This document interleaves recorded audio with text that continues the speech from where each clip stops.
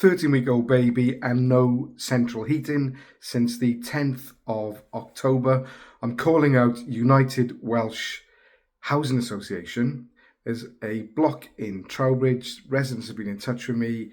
The one poor mother's got a 13-week-old child, a 4-year-old daughter as well, and they've got 2 tiny heaters. It's been like this, she's told me, since the 10th of October. Unbelievable. I have referred this on previously to those that should be looking at it. It's not my area of the city, but the person's been in touch again. Nothing's happened. So I'm calling out United Welsh.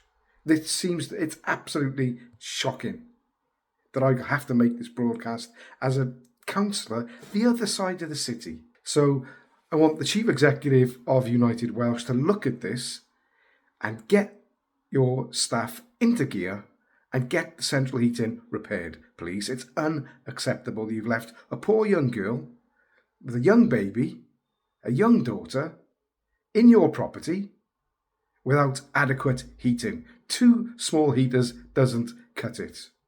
Unacceptable. Diolch yn fawr.